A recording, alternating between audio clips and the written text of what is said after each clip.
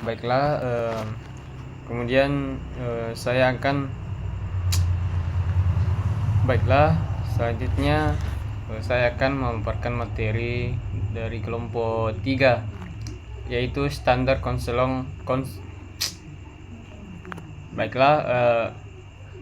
selanjutnya saya akan memaparkan materi dari kelompok 3 yang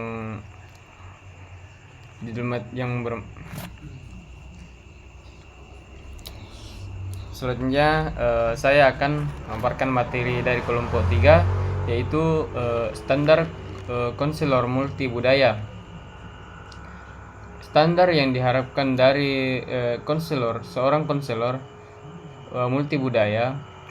Standar kompetensi konselor adalah kerangka kerja yang mencakup berbagai keterampilan, pengetahuan, dan sikap yang diperlukan untuk menjalankan profesi konseling secara efektif dan profesional. Dalam konteks multimodaya, kompetisi ini dapat menjadi semakin penting mengingat keragaman latar belakang budaya yang dihadapi oleh konselor dalam praktik mereka. Beberapa aspek penting yang termasuk dalam pembahasan ini adalah penguasaan pengetahuan teoritis dan konseling.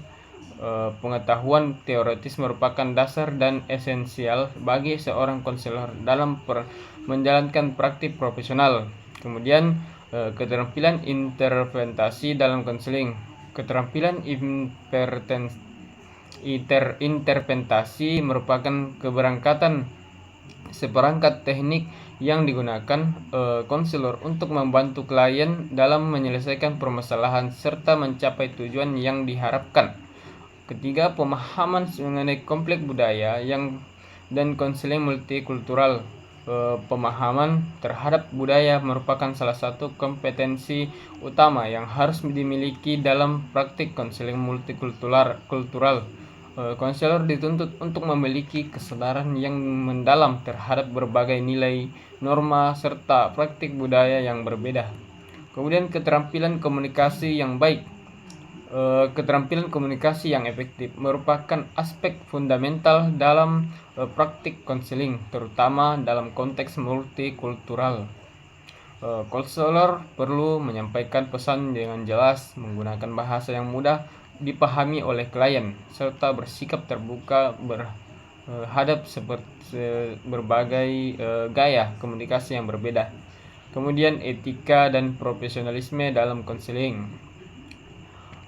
Etika profesional merupakan aspek fundamental dalam praktik konseling yang berfungsi sebagai pedoman bagi konselor dalam menjalankan tugasnya. Kemudian etika profesional dalam konseling multibudaya.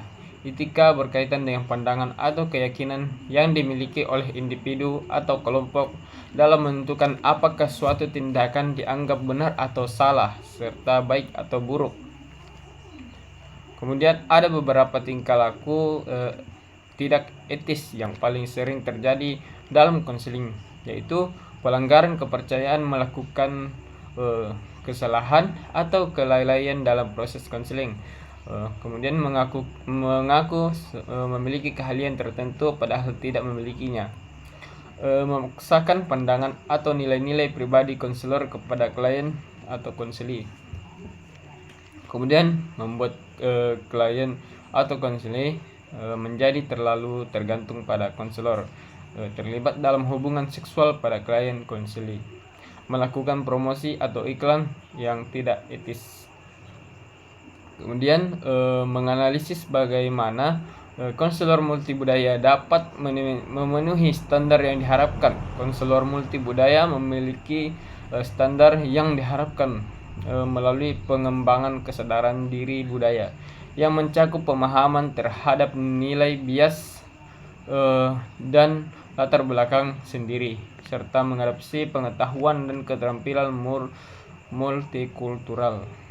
Sampai disinilah pemaparan materi dari kelompok 3. Saya akhiri, wabillahi taufiq wal hidayah. Assalamualaikum warahmatullahi wabarakatuh.